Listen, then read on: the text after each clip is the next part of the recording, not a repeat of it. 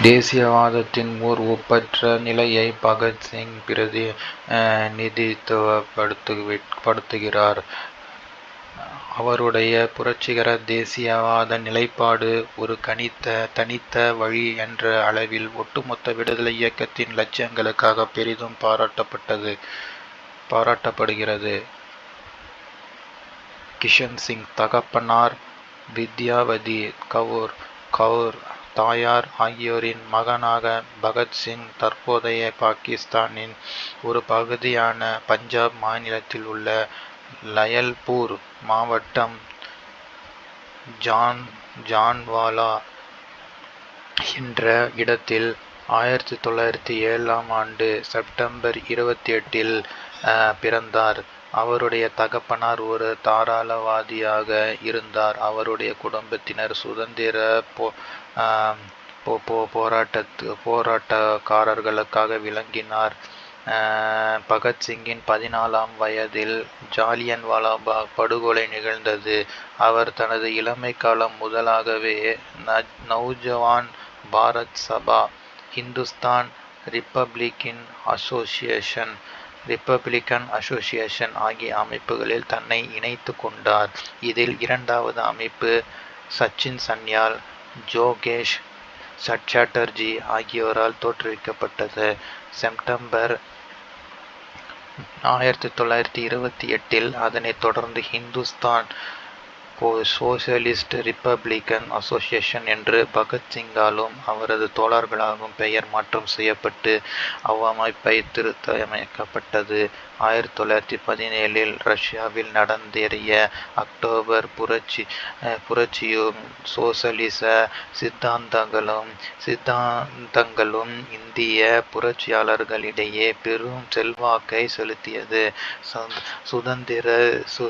சந்திரசேகர ஆசாத், சிவராம் ராஜகுரு, சுகதேவ், தாபர் ஆகியோருடன் Hindustan socialist Republican association தலைவர்களில் ஒருவராக பகத்சிங் விளங்கினார். பகத்சிங்கின் குண்டுவீச்சு. பகத்சிங்கின் பெயரை நாம் குறிப்பிடும் போதே நமது நினைவுக்கு வருகிறது சுதந்திரம். அவர் 1929 ஏப்ரல் 8 மத்திய சட்டமன்றத்தில் குண்டு வீசிய நிகழ்வுதான். அந்த குண்டுகள் எவரையும் கொல்லவில்லை. ஆங்கிலேயர்களின் கொடுங்கோன்மைக்கு சட்டங்களுக்கு எதிரான ஒரு போராட்ட செயலாக, செயல்பூர்வமான ஒரு நடவடிக்கையாக புரட்சியாளர்களால் அது கருதப்பட்டது. தொழிலாளர் வர்க்கத்திற்கு முற்றிலும் எதிரான ஒரு சட்டத்தை சட்டமன்றத்தில் நிறைவேற்றுவதற்காக அதற்கான தொழில் தகராறுகள் மசோதாவை அறிக்கைப்படுத்தும் நாளை அவர்கள் இதற்கென தேர்ந்தெடுத்தனர்.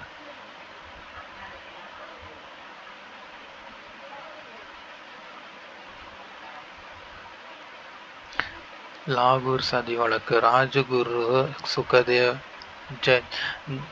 ஜதீந்திரநாத் தாஸ் ஆகியோருடன் பகத்சிங்கும் மேலும் 21 பேரும் கைது செய்யப்பட்டனர்.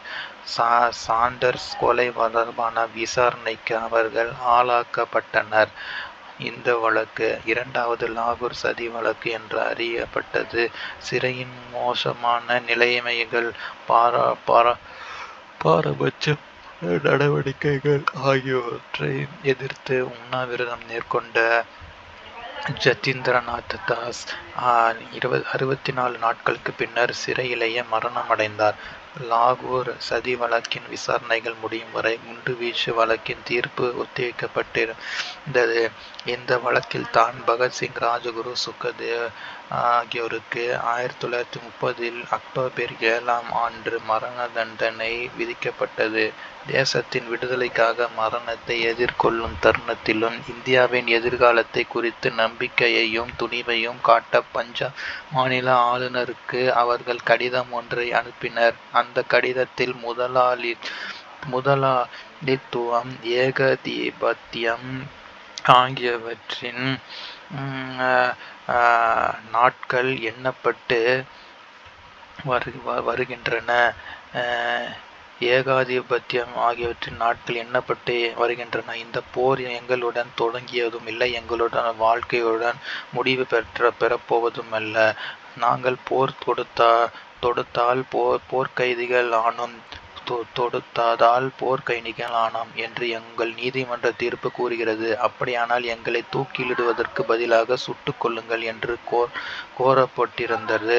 பகத்சிங்கையும் அவருடன் இருந்த தேசபக்தர்களையும் புரட்சிகர தேசியவாதிகள் என சில குறிப்புகள் விவரிக்கின்றன.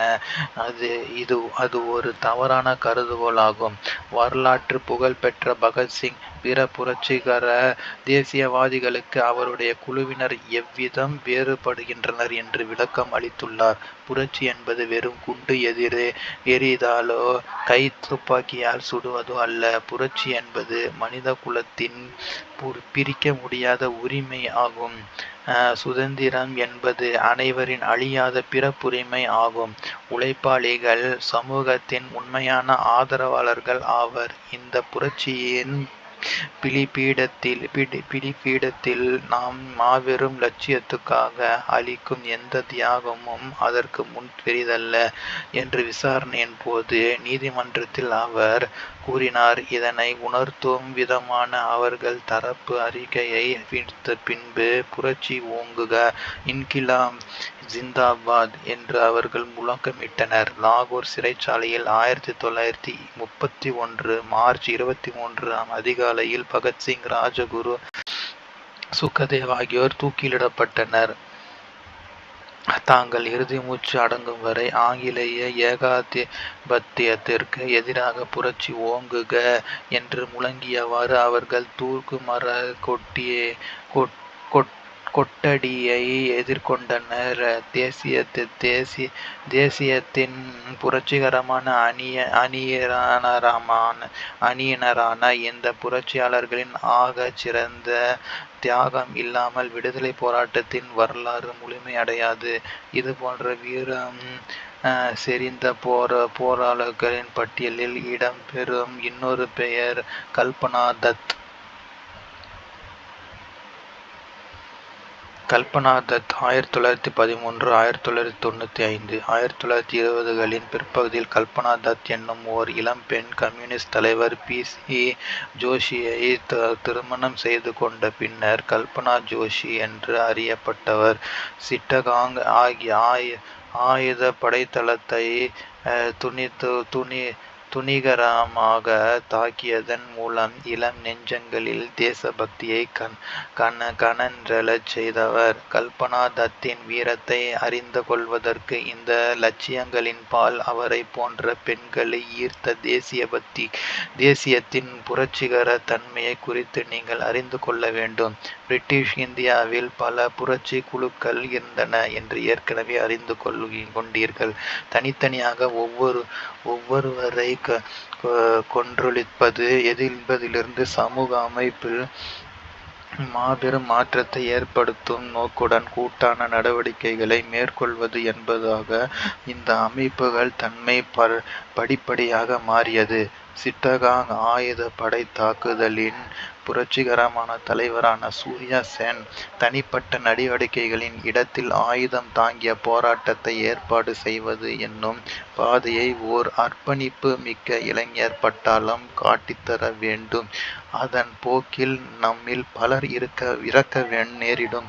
ஆனால் அத்தகைய உன்னத நோக்கத்திற்காகத்தான் நமது தியாகம் வீண் போகாது என்று ஆனந்த குப்தாவிடம் கூறினார். 1920களின் நடுப்பகுதியில் யுகந்தர், அனுஷீலன் சமிதி போன்ற புரட்சிகர குழுக்கள் தேக்கமடைந்துவிட அவற்றிலிருந்து புதிய குழுக்கள் தோன்றின. அவற்றுள் வங்காளத்தில் பள்ளிக்கூடம் ஒன்றில் ஆசிரியராக பணிபுரிந்த சூர்யா சென்னின் தலைமையில் செயல்பட்ட குழு முக்கியமானதாகும். அவர் ஒத்துழையாமை இயக்கத்தில் தீவிரமாக பங்கெடுத்ததுடன் கதரையும் அணிந்து வந்தவர். அவருடைய குழு இந்திய தேசிய காங்கிரஸ் சிட்டகாங் பிரிவுடன் மிகவும் நெருக்கமாக இணைந்து செயல்பட்டது.